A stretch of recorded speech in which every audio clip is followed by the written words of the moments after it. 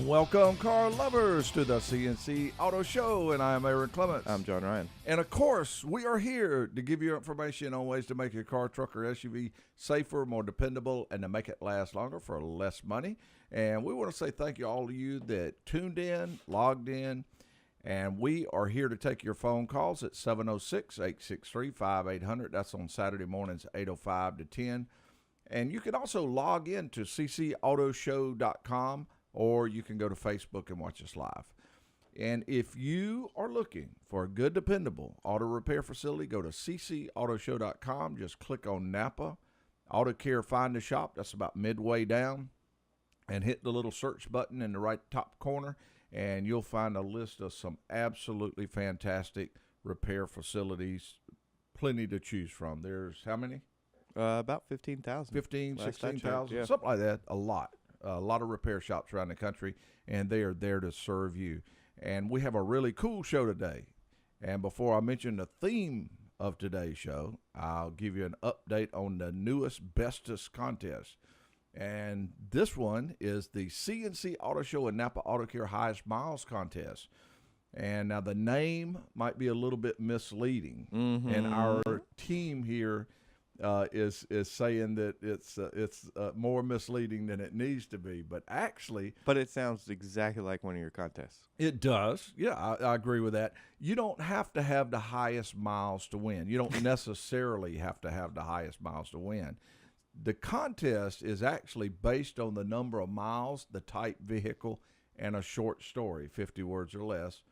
So you may have you may have fairly low miles, but Right. you may have a smoking car or a great story to go with it, something like that. So you can still win with lower miles. So don't keep that from sending in the information on your car. We've already got some registered under the Facebook page. That's at the C&C Auto Show under Facebook, and some entries are already coming in. And we've also, you can also see all the rules and information on ccautoshow.com.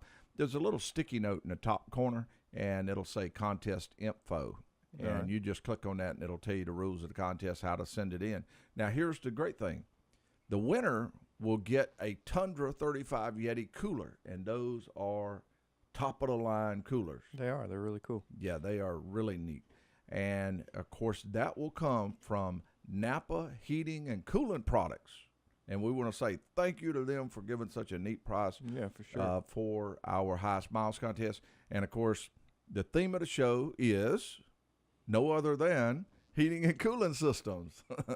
Okay, so give us a call, 706-863-5800. That's Eastern Time. And you can also go to ccautoshow.com, watch the show live. Now, last week, we gave a tech tip quiz. We didn't get an answer to our tech tip quiz. Right. But I felt a little bad because we had a person who actually called in, and he was so very close on winning. And he didn't quite win, and maybe he'll call back. That was Charles, and I felt terrible because you gave him the A button, and I don't know if he deserved the A button or not. Well, you must not remember that you did it. I didn't do the A button. Yeah, you did. Okay, here is the tech tip quiz question. Tommy the technician was driving a 2009 Buick Lucerne very erratically. He was pulled over by a police officer. After a short discussion, Tommy showed him a paper, and the officer let him go. Why did the officer let him go? So if you know the name of that question, you give us a call and let us know. We will go ahead and mention the first item having to do with cooling systems. And, of course, one of the things we want to mention that falls right into the area of cooling systems would be the water pump itself. Right. I look at the water pump as a little bit of the heart of It is. For sure. That's what the makes it cooling all system. circulate. It's pumping everything through. It's pumping the coolant through. And we will be talking a lot more about that, what that coolant does as it circulates around the cooling system Okay. very shortly. And, well, we'll go ahead and mention that now. What the coolant system does is as that coolant circulates, it goes inside the engine. Yeah, and all the little And cavities. it absorbs a lot of that heat because you get a tremendous amount of heat from combustion. You do. And I'm talking internally combustion engine. Yeah. And it absorbs that heat from these little passageways that are around the cylinder, inside the head, different places in the engine. and as it's absorbing that, it continues to circulate around, and pull the heat out. It is pushed to the radiator. Right. And inside the radiator, the heat is transferred to outside the car. You know, you have cooler air blowing past the front of the radiator. Right. And as it's going through, that heat is transferred out, and then it continues to circulate back in, get more heat, bring it back out. So actually what it's doing is transferring heat back and forth. It's a heat exchanger. It is, exactly. Okay, let's go to the phones? Sure, let's go. Looks like Charles is. Very nice. Charles, welcome to the C&C Auto Show. Hey, good morning once again, gentlemen. How y'all doing? Doing very well. Charles, you come very close to answering the Tech Tip quiz last week, and we felt bad because we gave you the A button. You spoke some nice words about us, too, and that even made me feel worse.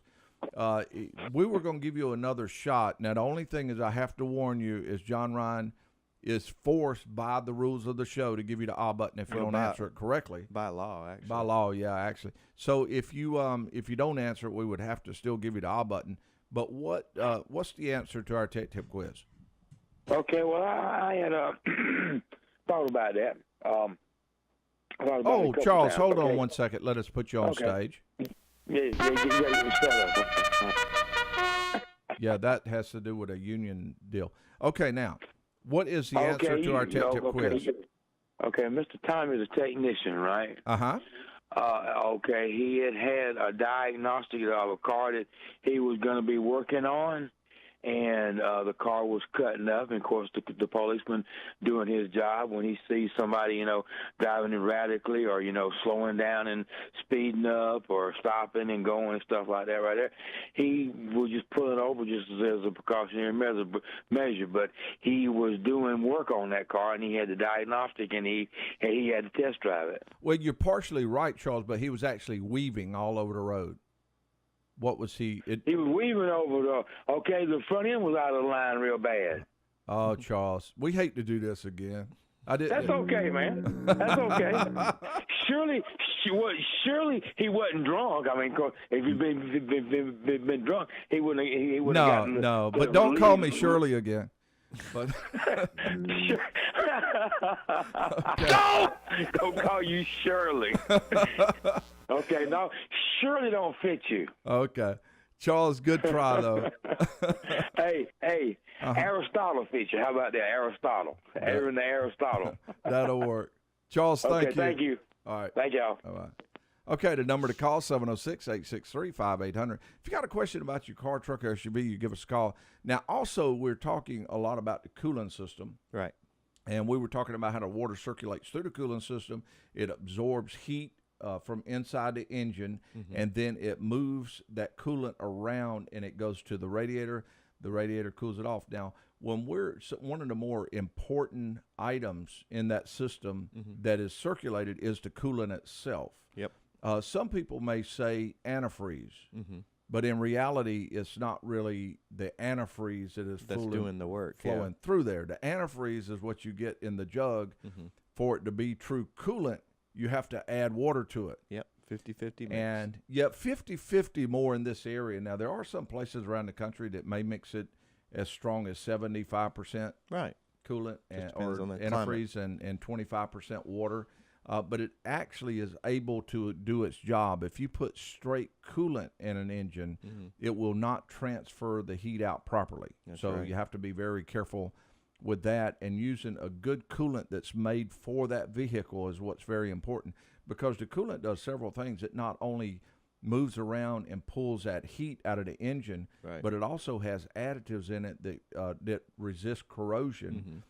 And it makes things like your radiator last longer, your water pump lasts longer, all of these other things. Are you ready to go to the calls more? No, we got a quick break coming up. Oh, wow. It's time to take a real quick break. When we return, we'll be going to Paul and two others that are there, and we will be right back after these messages. Slow down, Jaguar. Keep good, Thunderbird. Welcome back to the C&C Auto Show, and we have been talking about the cooling system. We have been answering automotive questions, and I think it would be great to answer some more automotive questions. And where we're going, John Ryan? All right, let's go over to Paul. I think that's a perfect idea. And hello, Paul. Welcome to the C&C Auto Show. Good morning. I've got a question, but I'd like to take a stab at the tech tip. Oh, wow. Man, we would love for you to take a shot at the tech tip quiz. And we need to put you on stage first.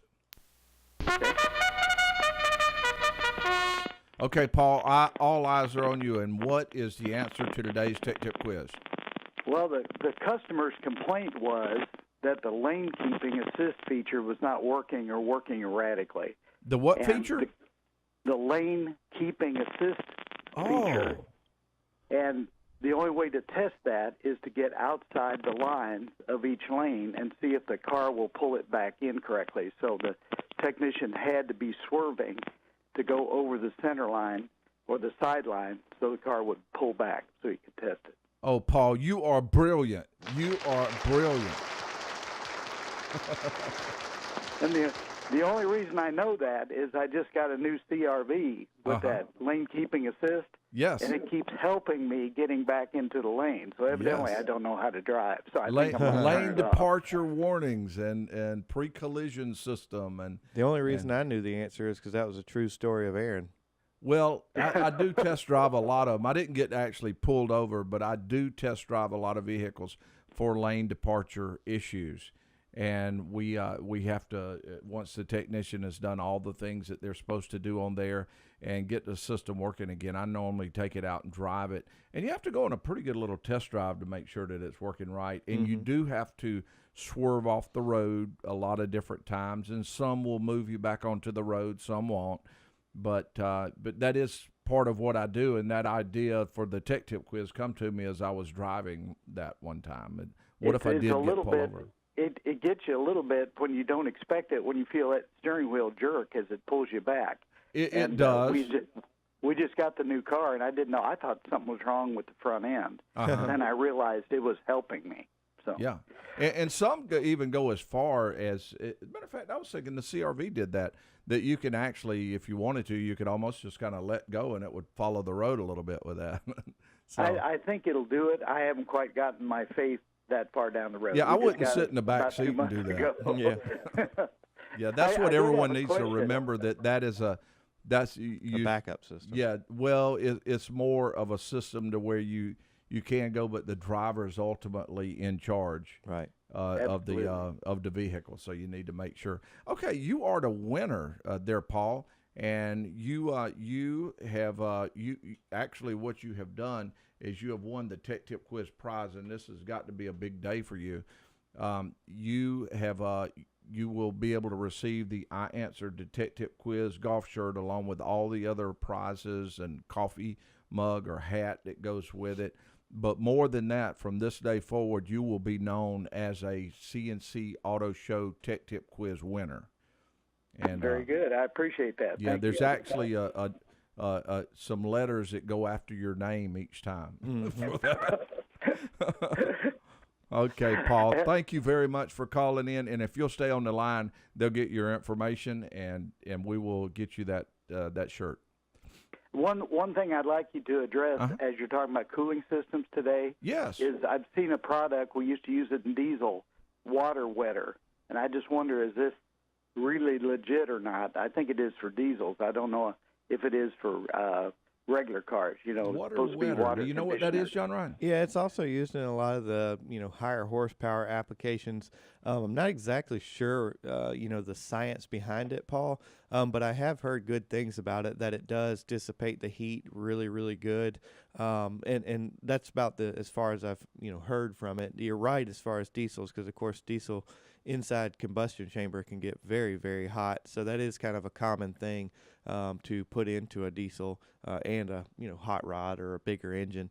I know it's factory fill at on diesel tractors because I work there. So Right, yeah. There's evidently something to it. We had to put it in the antifreeze mix to make sure it kept that water pocket, the bubbles that get on the Yeah, I think the that's liner. what it somehow bonds with maybe the air molecules that's in the cooling system to, I guess, prevent cavitation. And there's several things. We'll do some checking in on that and, kind of report back. We will. Our research department will be working on that, Paul.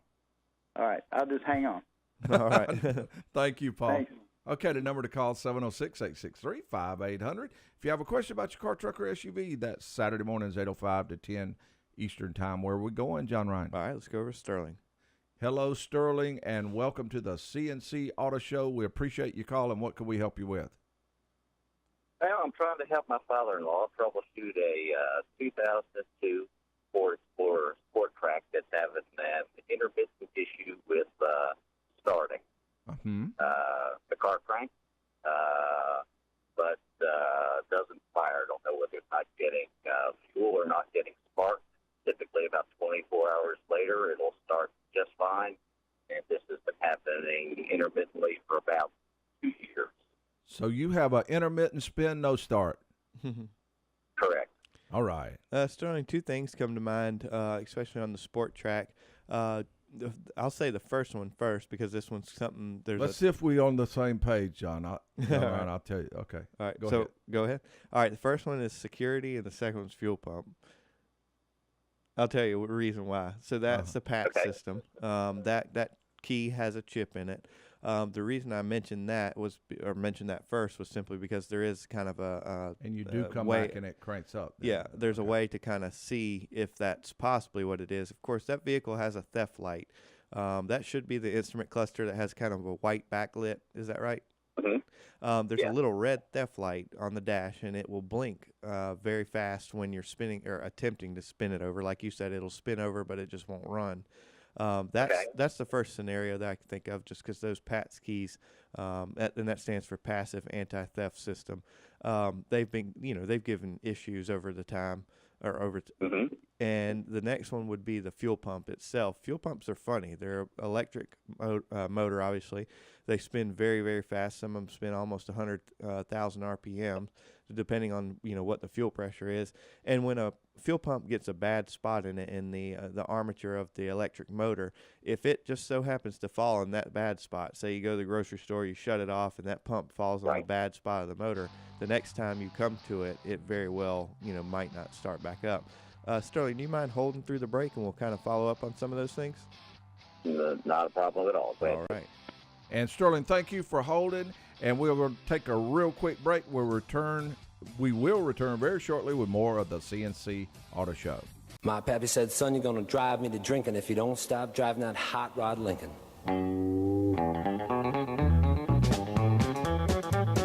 Welcome back to the C&C Auto Show, and we are with you. We're talking about cooling systems. We are answering automotive questions, and I was going to ask our research department to give us the real quick overview without all of the technical stuff involved there.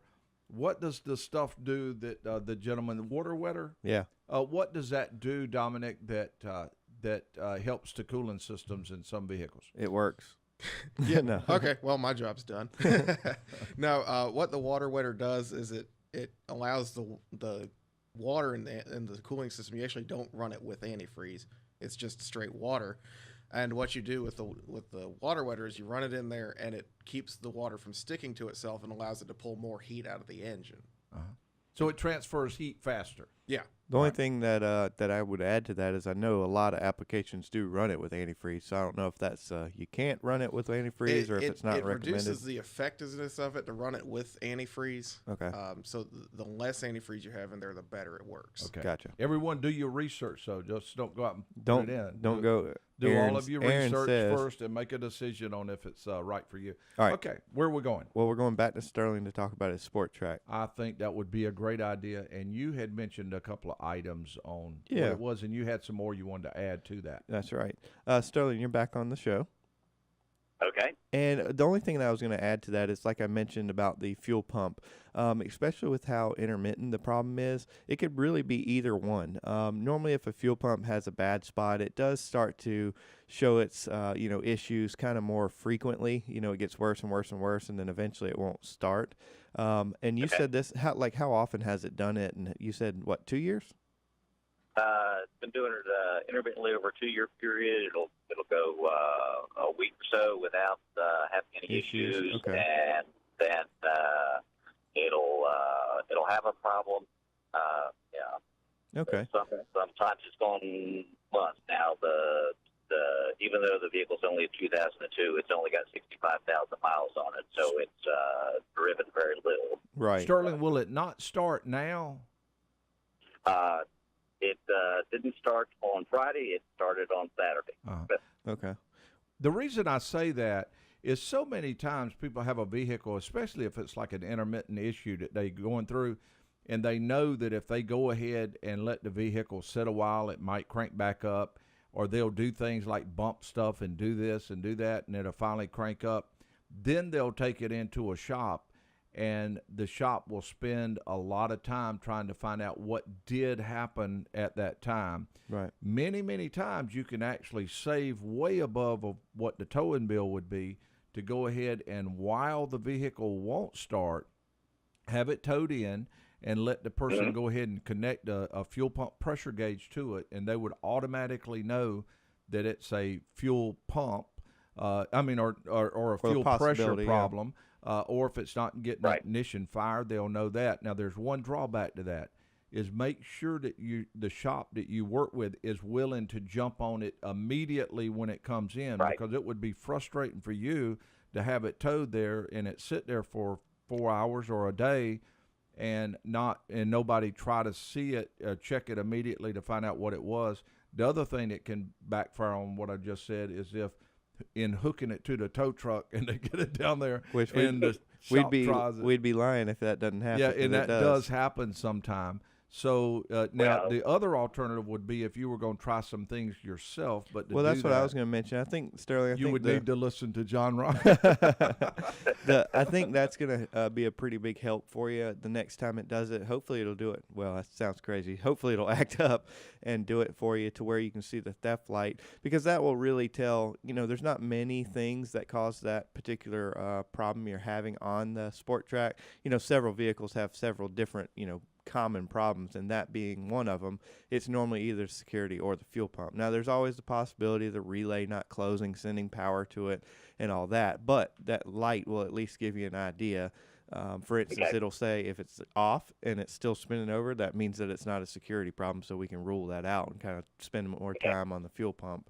But I suspect one of those two things, and again, the light will tell you kind of the next step. And the other items that you'll be checking, fuel pressure and ignition fire and all that other stuff, you would be getting equipment, and unless it's something you enjoy doing and you'll be working on a lot more, it wouldn't be worthwhile. You technically don't need any equipment to check ignition fire. You just hold on to it. I've done that before, and it gets and it gets exciting. It does. I thought you could stick it to your tongue and get a good indication. That's what Aaron does to see how hot it is. Yes. Well, we hope that helps, Sterling. Okay. All right. Well, I appreciate the recommendations, and we'll see if we can't get it to respond reliably. All right. Thank you, Sterling. Okay, the number to call is 706-863-5800. That's Saturdays 8:05 to 10. If you have a question about your car, truck, or SUV, if it's making a little rattle noise, a roaring noise, a clanking noise, or jumping up and down, then it would be a good idea to call, because this is your chance to get absolutely free information on your car. Good, unbiased opinion. Okay, where we're going? All right, let's go over to Rudy. Hey, Rudy. Welcome to the C&C Auto Show. And what could we help you with today? All right, I got two things. I know I only mentioned one. I have a 2011 Ford F-150 that just reached the 100,000 mile mark. Now, I've talked to the Fairway Ford dealership, and they want to charge me $700 for the service.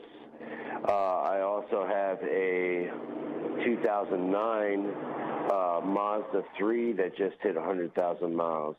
Now, I don't know what is all involved in a 100,000 mile service for vehicles, except for maybe transmission flush, oil flush, and maybe spark plug checking.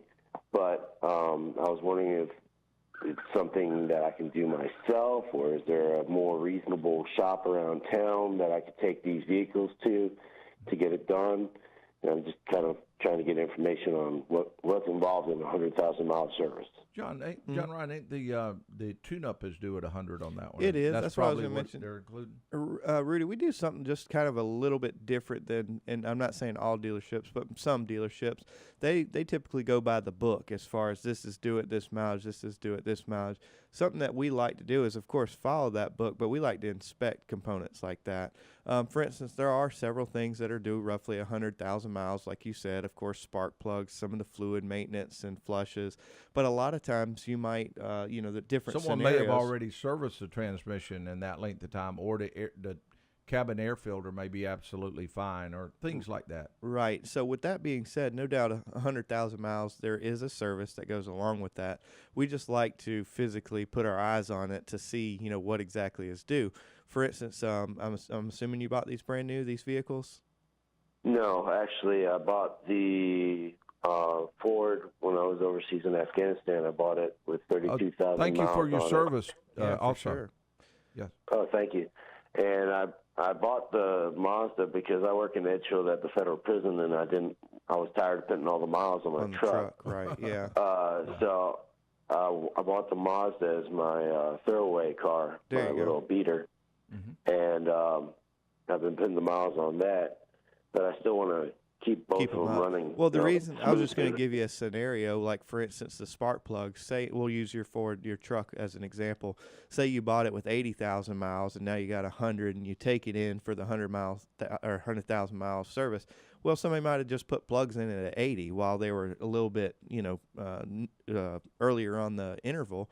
But that would be money wasted, in my opinion, because of course they're 100,000 mile plugs. So that's the reason why we typically kind of do a very good vehicle inspection with that 100,000 mile service.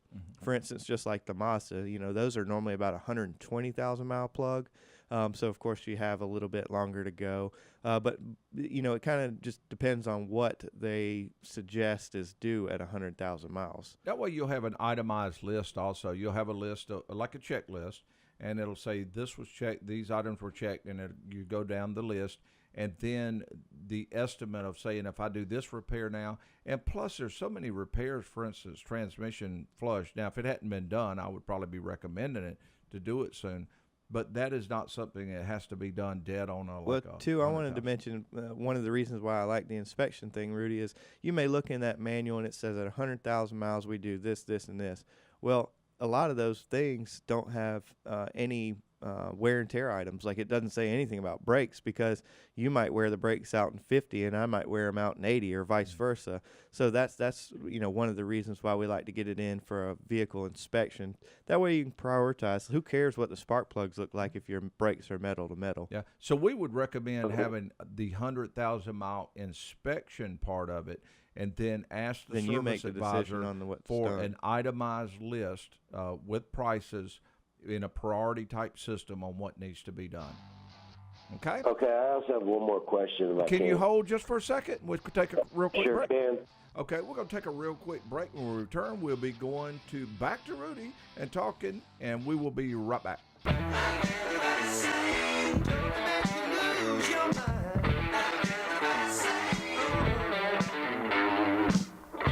We are back with you on the C&C Auto Show, and we have been talking about things to do with cooling systems and the heating system. And one thing that I have used for a long time is the Napa belts. The serpentine belt's one of the most important items on the car, because you're driving the air compressor, the water pump. You can safely say without it, you're kind of dead in the water. You're dead in the water. And, I can't think of a time that we have put one of the Napa belts on a vehicle that I've had a problem. Yeah, no, they're great quiet, belts. they're strong, they last a long time. They even have a fleet series, too. Fit perfect. Yeah, they do. Yeah. So we use the Napa belts, love them. And, again, the belt is a very important part of the vehicle. John Ryan, we were talking to Rudy. We were. And we're ready to go back. And, Rudy, you said you had a second question you was going to run past us. Yeah. I told you about the Ford. It's an FX4 EcoBoost. When I bought it because I wanted to get the good torque and the good horsepower and the good fuel efficiency. But when I looked up after I bought the truck, when I looked up some of the stats on the truck, the fuel efficiency really wasn't there because Ford restricts their exhaust and stuff like that with smaller piping and stuff like that. Well, So Rudy, remember that all the car manufacturers test their vehicles downhill too. Yeah.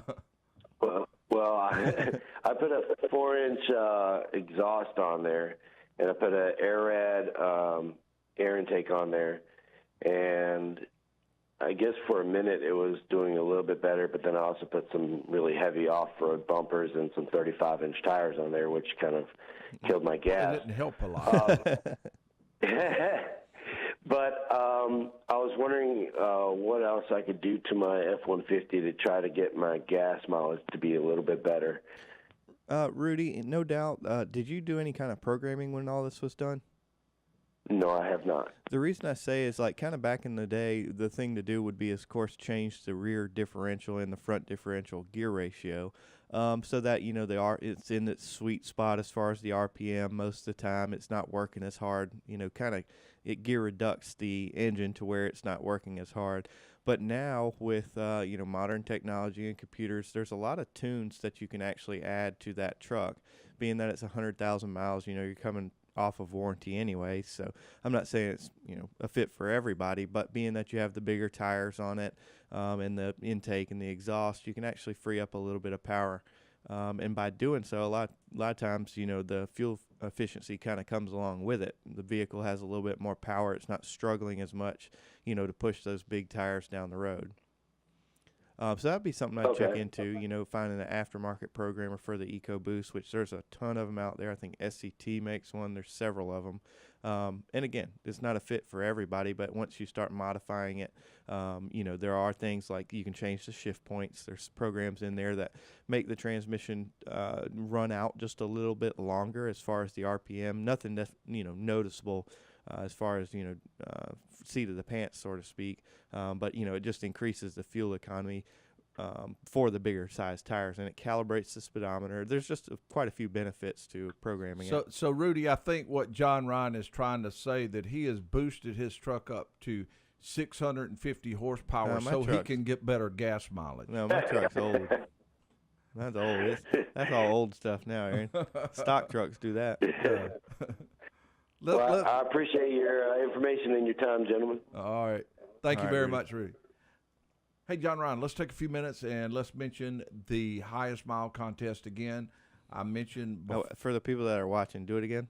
What's it called? Highest miles contest. Okay. And they're teasing me a little bit because they say, why is it named the highest miles contest when you don't necessarily have to have the highest miles? Well, the contest is based on the miles partially, but also the type vehicle plays a part in it, and the short story of 50 words or less. Okay. So you may have fairly low miles, but you may have a smoking car or a very unusual car, and at the same time, you may also have a really good story to go along with that. Mm-hmm. So you can win the Tundra Yeti cooler, and from Napa Heating and Air Products, or heating and cooling system products, and still not have the highest miles. Right. Now, the number that Aaron threw out this morning when we were talking about it was 1,000 miles on a truck, I believe came up in conversation, and you could still win. So, but highest mileage. Yeah, you would really have to have a really, really wild story to go along with that one, though. So if you get a chance to enter, just go to ccautoshow.com and get the details of the contest of where to send it. Already on our Facebook page, that's the C&C Auto Show.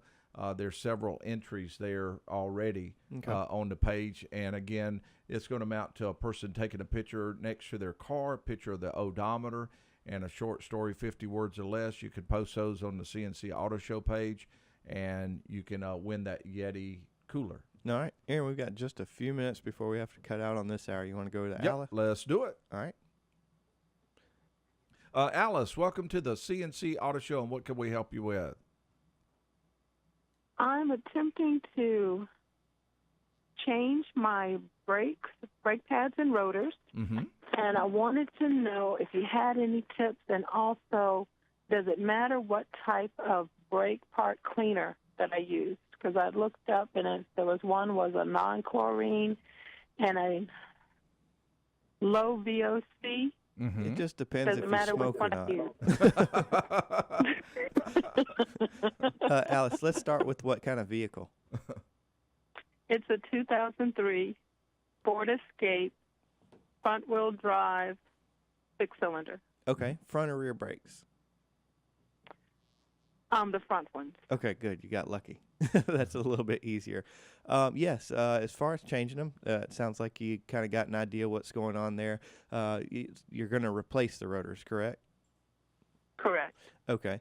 Something that we'd suggest is Napa actually has a kit. It comes with the rotors and pads. We typically go with the higher end pads, the fully ceramic pads, so that's typically what we would use. The reason we use that is, of course, it's just a better quality pad. It comes with all the hardware in the box, and as far as the ceramic goes, there's no squeals, just a overall better brake pad. Shorter stopping distance, less brake dust. So that would be what we go with on a front brake job on an Escape.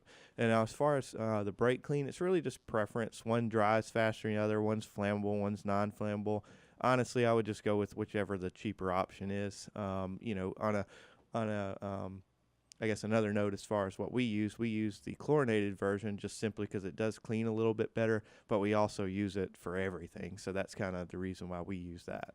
And Alice, I know you'll be doing things like YouTube and getting a lot more tips, but I want to go ahead and do the safety tips.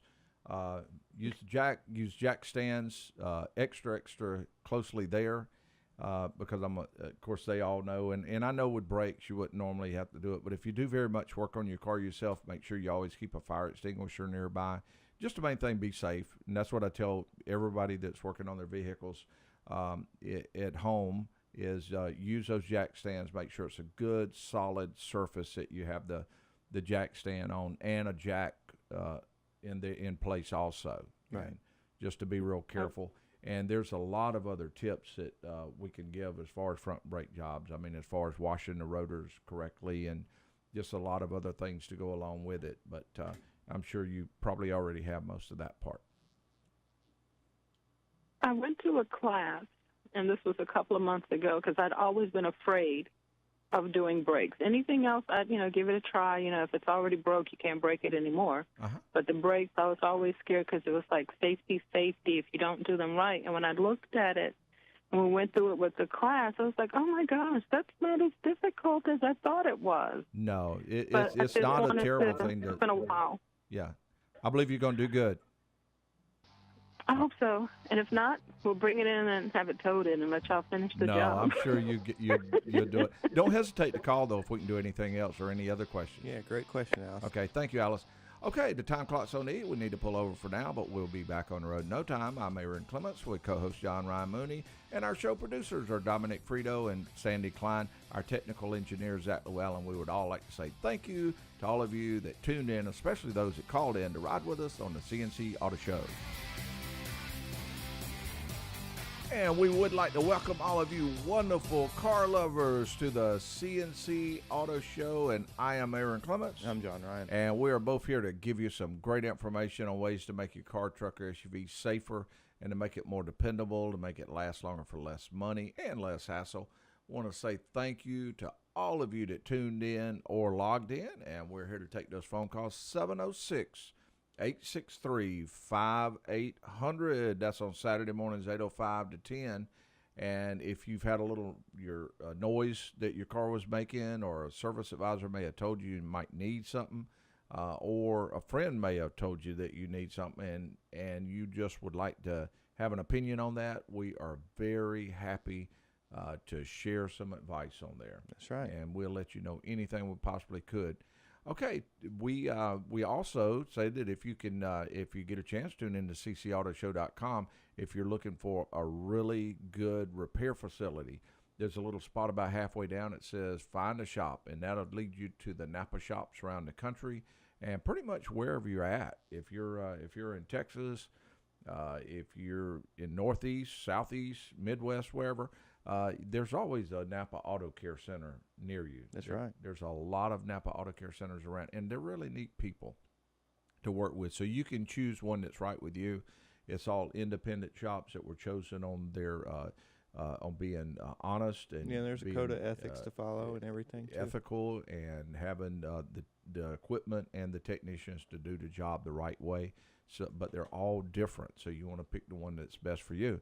Now today we are announcing our newest and bestest contest that started actually about a week ago, and we're just starting to announce it now.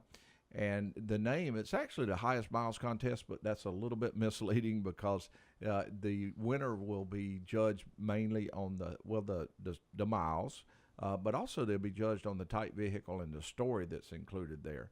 So you may have low miles, but a smoking car story. So just give us a call. Go to ccAutoShow.com. There's a little sticky note at the top that says contest info, and it'll let you know how to register. We'll be looking for a picture of you standing beside the car, the odometer, and the short story to go along with it, 50 words or less. Now, if you win, you will receive a Tundra 35 cooler by Yeti from the Napa Heating and Cooling Systems products.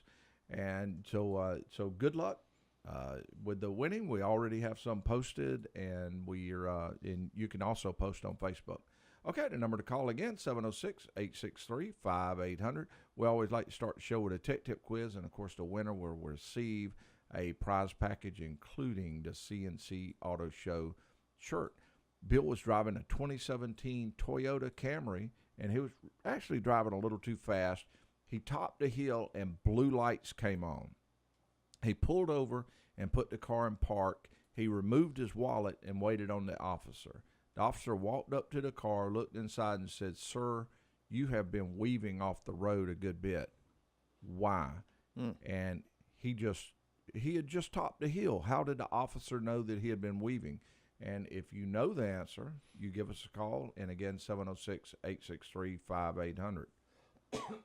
And John Ryan, we got some calls coming in, but we have been talking about the cooling system. Right. And of course, we talked about some of the things that the cooling system does. The coolant is circulated through the engine. Mm-hmm. It absorbs heat inside the engine, and then it goes out to the radiator, and then it transfers that heat out of the car. Right. What does it use to regulate that temperature? Well, it's thermostat, just very similar to the one in your house. There's a set temperature, and of course it regulates it. It's trying to achieve, to keep the cooling system satisfied, keep the engine running at normal operating temperature. So it does open and close, kind of varies with the temperature of the coolant.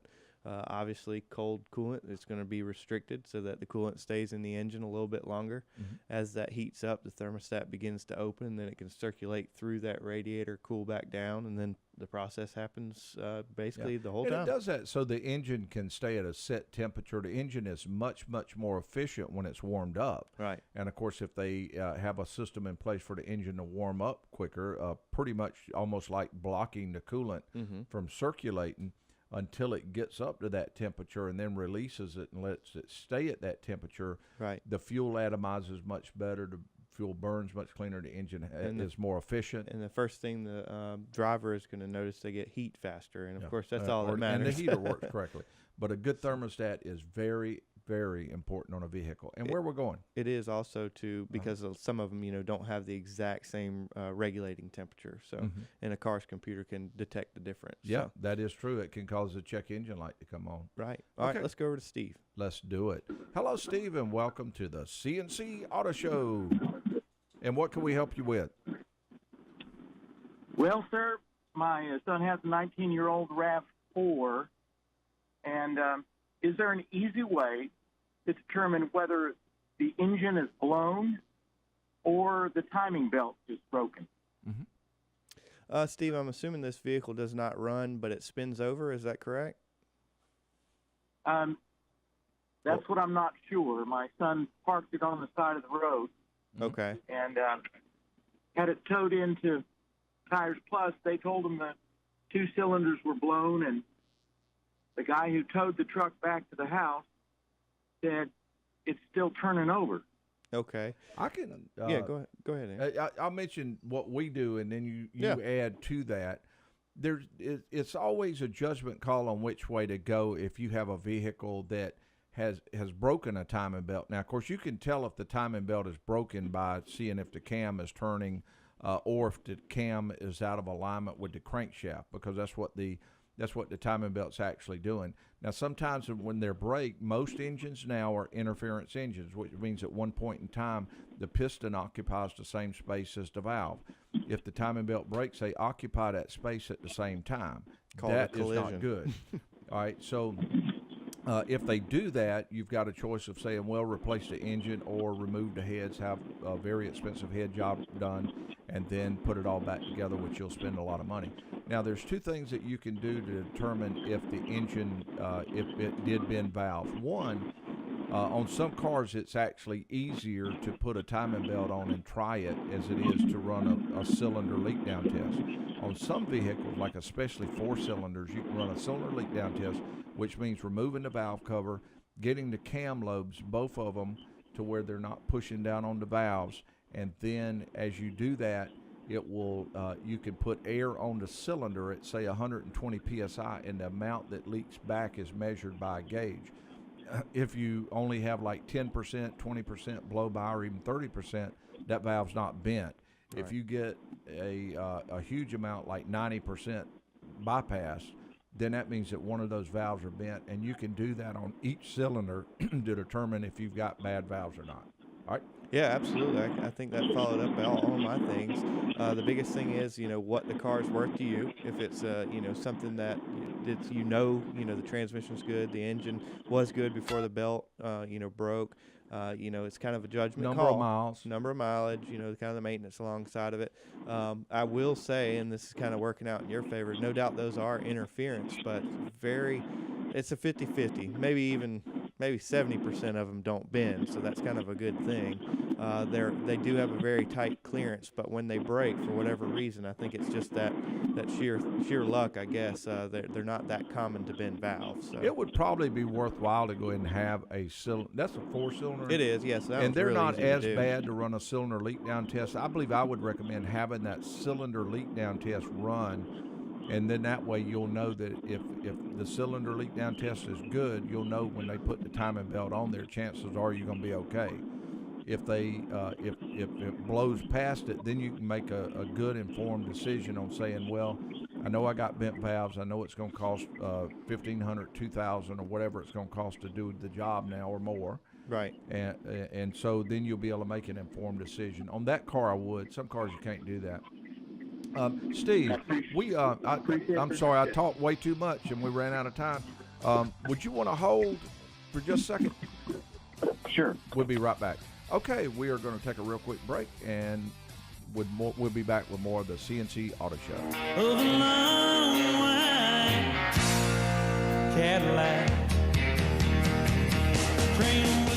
Welcome back to the C&C Auto Show.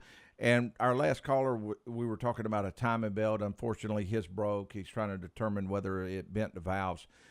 We mentioned running a cylinder leak down test. Now, the other thing is if the cylinder leak down test tests good, right, we would strongly recommend when you do the timing belt, no doubt you would want to do the water pump at the same time. The reason why I wanted to just do a follow-up question was I wanted to know what test was done in order to, evidently they told him that 2 cylinders were blown. Well, what do they mean by blown? Do they mean that they're no compression or what? So, because of course, if the belt's broke, it obviously won't have compression because the valves aren't opening. So I just kind of wanted to ask some questions as far as the tests that were. And we'll be hoping that the valves are not bent, because that would be very good. But that's also another thing. Now, I don't know the number of miles that was on that vehicle, but what happens many, many times is, say the first timing belt, somebody hits it on time. Yeah, they're excited let's say about it. 90, 100,000 miles comes due, and they say, well, I'm going to replace the timing belt. So many times the ones that are forgotten is the second time that it comes due. And a lot of people just think, I'm not going to put the money into it. Like, who cares, if it tears up? But that's still a good running vehicle. Exactly. The bad part is a lot of vehicles now, even though they may have 200,000 miles on them, they still got really good value. Well, it's safe to say it doesn't matter what the manufacturer is. If it rolls down the road and you can, license and insure it, it's worth $1,500, $200, or $2,000. It's no worth matter good what. money no matter what. So in you the want to try to scrapyard, remember it's that. worth $200. Yeah, and several different different things, you want to have some type of reminder to remind you of when your timing belt's coming due, because that is a really important thing. Are you ready to go to the calls? Yeah, let's go over to James. Okay, James, welcome to the C&C Auto Show, and what can we help you with? Well, I'm going to try to go up on stage and not embarrass myself for Tech Tip Quiz. Well, we are going to put you on stage, and it's actually the Kentucky Derby stage, but it'll work. Okay, James, what should I read the question one more time? Yeah, Sure. I think it'd help. I will go ahead and read it one more time. Bill was driving his 2017 Toyota Camry, and he was going a little too fast. He topped the hill, blue lights came on. He pulled over, put the car in park, removed his wallet, and waited on the officer. The officer walked up to the car, looked inside, and said, "Sir, you have been weaving all over the road. Why?" And he had just topped the hill. How did the officer know that he had been weaving? And, James, what is the answer to our Tech Tip Quiz? Well, I can envision you guys, if I think about the old school stuff, I usually fail. Uh-huh. So you're always looking at the new stuff. But anyway, and this still may be wrong because I don't know what looking inside the car part, that got me a little baffled. But if I think about the tech methods to monitor a car and identify failures on the road that you don't actually have direct sight of. Right. The old school was two cars. Over the radio, one informed the next one what was going on. Then came cell phones. People would follow cars and report it. Folks would just travel down the road until the officer saw it coming. But now, with Wi-Fi-enabled devices, an officer could monitor highway department traffic cameras from his vehicle and see the vehicles passing by and identify them and pick them up further down the road. Wow. That would be the highest tech one. I'd go for that. James, you sound pretty up to date on a lot of the type stuff. Yeah. And unfortunately now, it's not right. But I'm gonna tell you, he got second place. That was really good because you know what was neat about that? It was almost like going through a timeline. Yeah, it was of technology. I mean, we were riding along, and first the officers would have another officer radio another, and then you have the cell phone. Before that, did they use soup cans and string? Along with. But James, that was really, really good. I like that. And you're on the right track as far as technology having something to do with it. Yeah, it was. This was a high technology deal, and it always is to you guys. I'm trying to keep up with you. Yeah. I guess we'll give one hint. The officer was an ex-automotive technician. Okay, so he knew a lot about No, vehicles. he knew a lot about them. Okay. Yeah, a lot about the cars. Yeah. All right, then. I'll think about it some more, but good luck to the next caller. Hey, James, thank you very much for the phone call, and great shot, too. Congratulations on second place. Yeah, well, congratulations on giving me a great story. I love that. Good day. Hopefully he's got a car that he's going to enter into the highest miles contest because he builds a great story. All right. There. Okay, the number to call, 706-863-5800, and give us a call. And we are talking about the cooling system on the vehicles and heating system. And one thing that just falls right into place when you're talking about the heating system is, I don't know, the most common part in the heating system that everybody heater core. Yeah, the heater core. And that by far is a very common thing. And what we're running into more and more on those, a lot of people are used to heater cores just leaking, right, and that being the main issue with them. But now it's not uncommon for us to get a question of saying everything's there, everything, the heat is there, the engine's up to operating temperature, coolant level's good, all this is good, right? But it's not getting hot, right, inside the cabin. And of course you got some vents that can do that. But also you can get a stopped-up heater core now. Yeah, you can, especially with the diameter of the flues that are in the heater core themselves. If you miss a coolant service or miss a few coolant services, it's not uncommon for that to be the first thing that gets restricted. Yeah, or if someone works on a vehicle and uses a little too much RTV in a cooling system. So right. all these jobs have to be done correctly for everything to work just right. That's right. Okay, you ready to go to the next callers? Yeah, let's go over to Danny. Hey, Danny, welcome to the C&C Auto Show. We appreciate your call. What can we help with?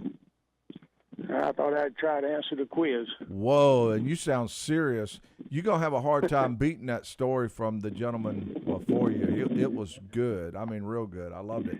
Okay, but now you will be on stage any second now.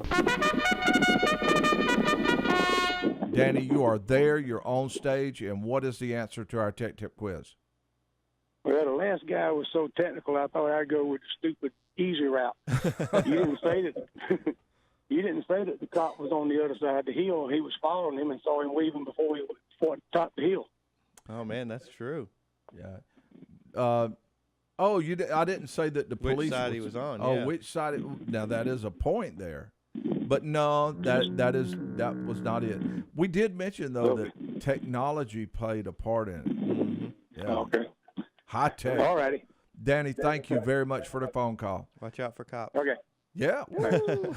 Okay, the number to call is 706-863-5800, and we're gonna ask Jack to hold on. He's traveling on I-20, and if he'll hold just for a second, we're gonna take a real quick break. We'll come back to answer those questions and talk more about the cooling systems. All that and more on the C&C Auto Show. Well, if I had money, I'd tell you what I'd do. I'd go downtown, buy a Mercury or two. I'm crazy about a Mercury.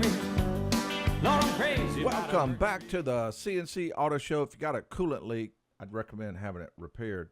A lot of things Sooner like than oil later, leak. too. Yeah, there's things to do with oil leak. But like you can have some seepage from an oil pan and seeping a little oil, same way with certain other fluids. But if you have a coolant leak, it really needs to be repaired because if coolant's coming out, it's able to pull air in. That's and right. Air causes corrosion.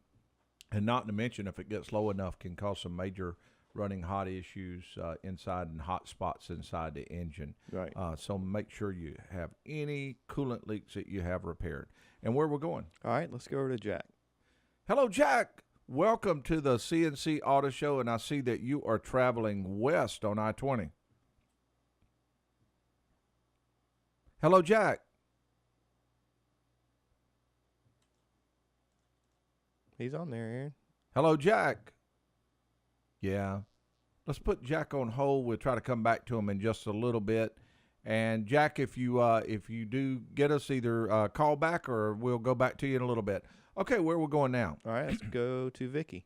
Hello, Vicky, and welcome to the C&C Auto Show. And what can we help you with today? Hi, I have hopefully the answer for your quiz. Oh, fantastic. You know, we hadn't given the question for a little bit, so I'm going to mention that real quick. Bill was driving his 2017 Camry. He was going a little too fast. He topped the hill. Blue lights came on. He pulled over, put the car in park, removed his wallet, waited on the officer. The officer walked up to the car, looked inside, and said, "Sir, you have been weaving all over the road. Why?" And he had just topped the hill. So how did the officer know that he had been weaving? Okay, Vicky, we're going to put you on stage. And all eyes are on you. What is the answer to our Tech Tip quiz? Okay, would it be patrolled by aircraft? Whoa, now that's pretty good. You know, there's a lot of places in some states that they do. Yeah, matter of fact, Florida has the signs. If you're in Florida, it says vehicles patrolled by aircraft. But no, Vicky, I'm so sorry. Okay, well, thank you. That had to hurt. Thank you. Yeah. Bye-bye, Vicky. Okay, the Bye-bye. number to call is 706-863-5800. And where we're going, John Ryan? All right, let's go over to Nick. Hey, Nick, welcome to the C&C Auto Show. And what can we help you with today? Hey, good morning, gentlemen. I don't have anything for you as far as quiz or the coolant. I hope that's okay. Absolutely, it's okay. We enjoy you calling. All right. Well, I have a 2010 F-150. Mm-hmm. The transmission is about to drive me insane. Mm-hmm. Maybe I could give you some of the problems I'm having. Absolutely. Maybe you can point me in And the Nick, right I'll direction. mention the Tech Tip quiz and some of the other stuff is more fluff. The show is really these questions. That's what we love, and Well, thank I you. just heard the question for the first time, and yeah, I don't have any idea. You don't need to. You got a question for us, and that's what we enjoy. Okay. Right on. So it's like the transmission is not and an accelerator are not communicating well with each other. whenever you get to you're just traveling down the road, and you sort of come up to an incline. Yeah. The transmission doesn't want to downshift, and it starts hopping. It's almost like the transmission feels like it's trying to jump out from underneath me, and I almost have to push on the accelerator or throttle pretty well to make it jump down into exactly. Nick, which engine is this? Is this EcoBoost or V8? It's a V8 4.6. Okay. Does it, when you, like you mentioned, I'm just going to kind of get in my mind the scenario. So you're going up a slight incline. Does it feel like the engine is pulling back power, and it's like a misfire, like a skip? We describe it as a fish bite. It's such very abrupt, power loss. Well, I don't know if it's a misfire or if it's something going on in the transmission, honestly. It's hard for me to tell the difference. What about the speed? Would we say about 45 to 50 miles an hour, somewhere right in there? Yep, that's exactly it. And I noticed that whenever I would turn the tow haul feature on, it doesn't do it as much. It didn't do it really at all when I first started doing it. But now it's even starting to do it in the tow haul. Yeah. Nick, what you're describing, and I, of course, driving these vehicles, we see why a lot of people kind of tend to think it's the transmission. Based on what you've said so far, I believe you have an ignition misfire. That particular vehicle has 8 ignition coils, and when one drops out, it feels like it's just a very abrupt, again, we describe it like a fish bite. It's just boom, you feel it. And you really have to give more throttle input before it downshifts, and then it'll pull that hill. And the crazy thing is, most vehicles, Chevrolets, Chryslers, when they misfire, they set a code, and the check engine light a lot of times blinks almost immediately. Ford, we always joke, you could take a coil out of the truck, throw it in the trash, and it still won't come on. There's some parameters a technician would look at. They cut down on warranty issues. Yeah, it does. It cuts down on warranties. There's a parameter in there, several different parameters. The first one that a technician would look at is Mode 6 data. Mode 6 data is kind of the results of drive cycles, and a drive cycle is the tests that the car performs going down the road. So a technician would put a scan tool in there, typically an IDS, and they'd go into Mode 6 data, and it would have a report as far as all 8 cylinders and which one's misfired, how long it's misfired, and the percentage that it misfired. With that being said, that's just one area. There's also a power balance that technician, if they have the IDS, which is the Ford scan tool, they can go drive it, simulate that same driving, scenario as far as climbing a hill, 42 to 46 miles an hour.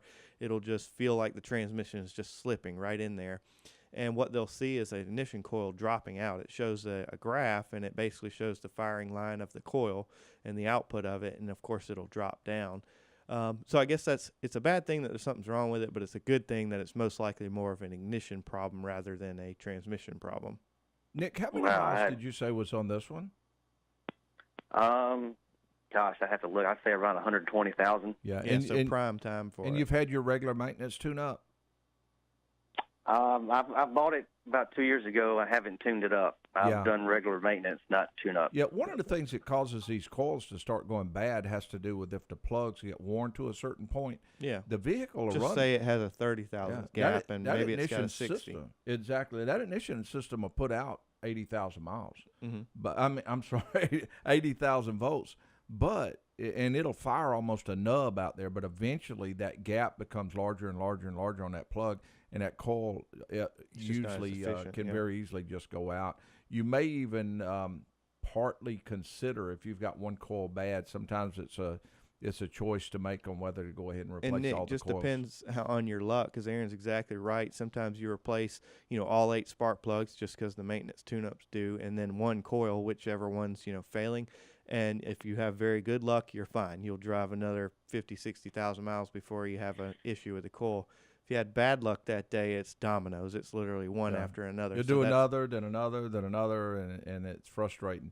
Usually what I do, if we replace one and it solves the problem, great. That's great. But if a month later you do another one, then I always say, well, we'll do one more. But if you have a third, I normally say I'd recommend going ahead and doing all of them because it's just going to be one after the other. And we really push that scenario in the vans because the vans are so hard to get to. Unfortunately, of course, we're trying to look out for the customer also, but if we're replacing them one at a time, one every month, that's a lot of labor versus, doing them all while you're in there. So just make those decisions. But if you hadn't had your maintenance tune-up, I would definitely do that along with anything else you do, and strongly consider a fuel filter. That one does have a fuel filter, I believe.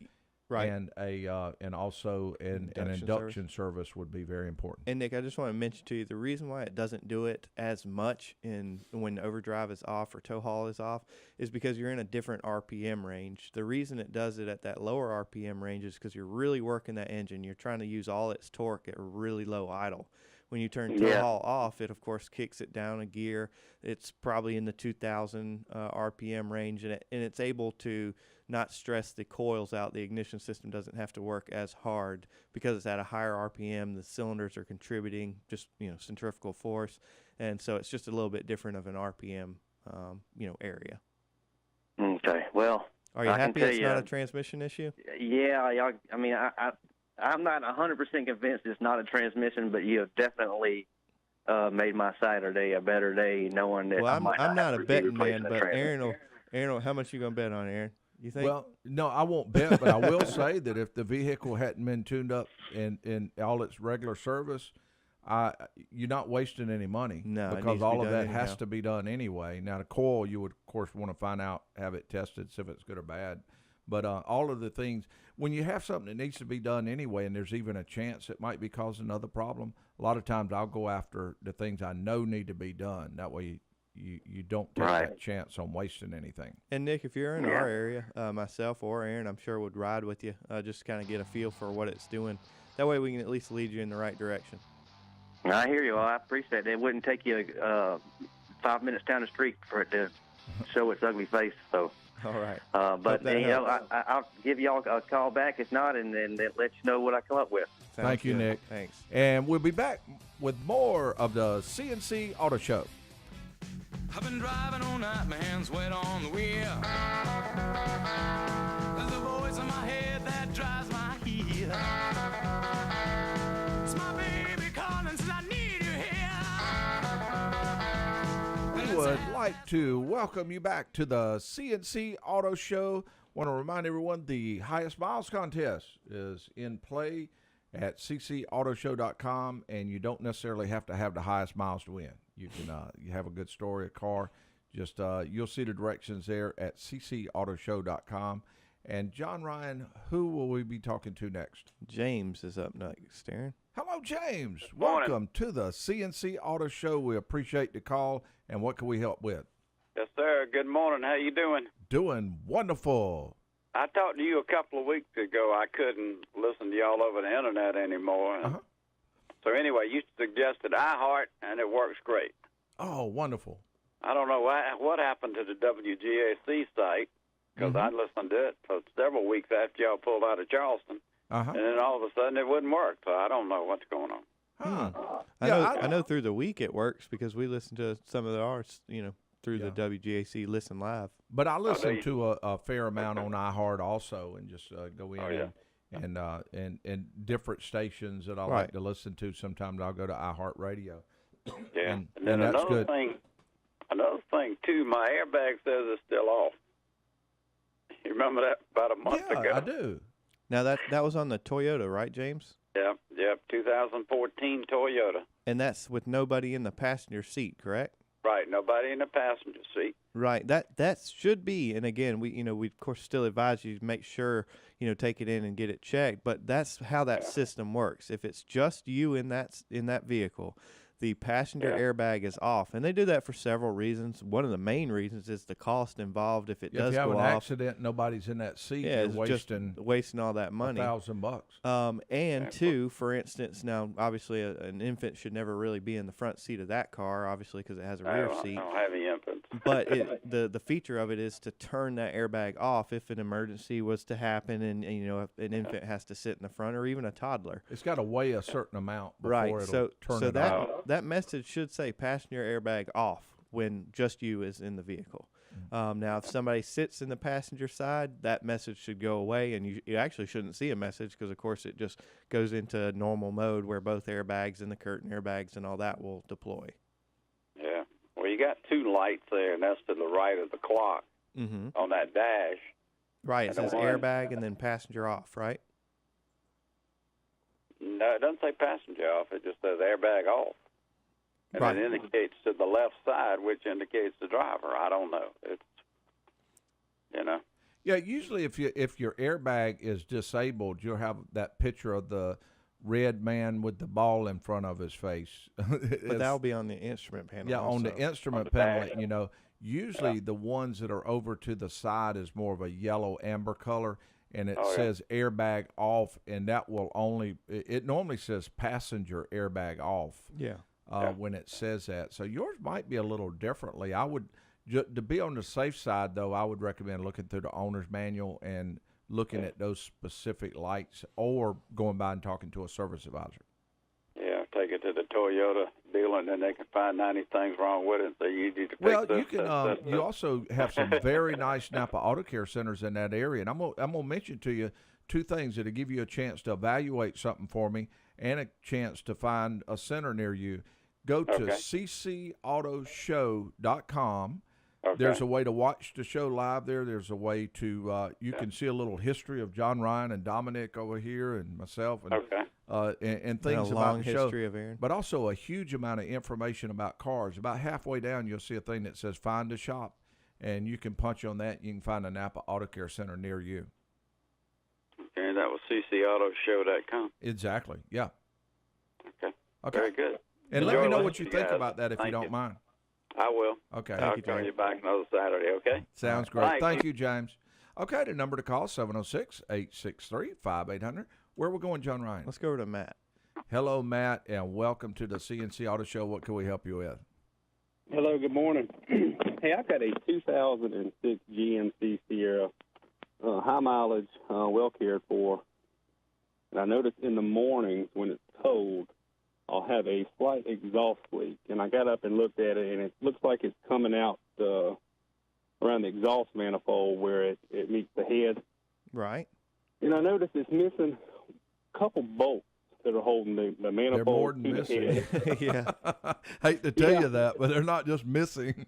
They are broken. Well, well, actually, one of them, the head has broken off, and I can see the inside of the bolt. And the other one is just not there. I don't know if it fell out or what. Right. But my concern is how to get that bolt out of the cylinder head. Unfortunately, it's in the worst position. It's the one up close to the firewall. Right. In the rear driver's side, and it just looks like it's going to be a difficult thing to do. And I didn't know if y'all had any kind of ideas or any kind of tool or something I could put on there to fix that a little easier than just drilling the thing out. Matt, you're exactly right. We see that scenario very, very often on those. What it is the heating and cooling, the expansion of the manifold. The manifold holes are the exact same diameter of the bolts. So unfortunately, when it works its way, it of course heats up and then it contracts. It can actually just pull those bolts sideways. The good thing is that means that the bolt's not stripped in there. It's simply installed and it just broke the bolt. Versus somebody putting the bolt in there, cross-threading it, and wring the bolt off. I can tell you, and it's kind of, I guess I say it's telling a secret. It's really no secret. It's a lot of people know about this. But what we do is, and it sounds crazy to do this, we get the vehicle just normal operating temperature, and we try and get the manifold off as fast as possible. And a lot of times those bolts, you can actually just use a reverse drill bit. And we do have several drill bits that are cut to, very, very small lengths so that we can get in there. However, the one that you're talking about is nearly impossible to get to with a drill bit. So what we do is we take a 13-millimeter nut on a pair of vice grips, and we actually weld that nut straight to the stud that's flush with the head. The good thing about that is it's an aluminum head. You got a steel bolt, steel nut, so when you do weld, typically it goes straight to the stud itself. And we let it cool off real good, and then, of course, we ease it out. That's worked very well for us. We've only had two that did not or were not able to be removed that way. And just with some very calibrated drilling, we were able to get it out. So hopefully yours would come out very easily. Again, the good thing is the bolt's not stuck in there, due to cross thread or anything like that. It's just kind of, unfortunately, a design flaw. Something we always do is try and remount the holes of the exhaust manifold when we put it back on there. There's a Dorman kit, which you can get through Napa, that is a little bit, I think they're grade 8 bolts rather than the grade 5 that are normally installed in there. So it's a little bit better, repair going back with it. Okay. Okay, sounds like I may have an exhaust leak for a little while longer. And I've got like to make an attempt at the tech tip quiz. Absolutely. All right. Yeah, we need to put you on stage. And we got about a minute, so it's got to be quick, Matt. All right, Matt, it's do or die there. Let's go. 40 seconds. Okay. Here's what happened. The guy was driving his car on the other side of this hill, and the officer, who was on the opposite side of the hill, noticed, and this is at nighttime, so the officer noticed his headlight swaying left to right, coming up over the hill. And as he crested the hill, all he had to do was pull him over and told him he was swerving without actually seeing his car swerve. Oh, Matt. No. Matt, good try. I'll tell you what, John Ryan, we had Billy that's been holding. Let's let him take a real quick shot, too. Appreciate the call, Matt. Appreciate the call very much. Good luck with the manifold bolts. All right, Billy's on the stage. Billy, we got your own stage. We're ready for you. What is the answer to today's Tech Tip quiz? The cop had set his body camera up on top of the bridge up there and was watching the guy on his iPhone come over in real time. Ooh, that's technology. That's is. a lot of other things. But, Billy, that's not the one. That's an electric foghorn. Hey, Billy, we appreciate it. Vacuum lines on air conditioners, you need to check them too. Oh, yeah. Very good tip. Yep. Very good. All right, number to call. Well, number not to call because we got to go. We're all out of time. The time clock's on E. We need to pull over for now, but we'll be back on the road in no time. I am Aaron Clements with co-host John Ryan Mooney, and our show producers are Dominic Frito and Sandy Klein, our technical engineer, Zach Llewellyn. And we would all like to say thank you very much for tuning in. Thank you to all you that logged in, and especially those that called in to ride with us on the C&C Auto Show.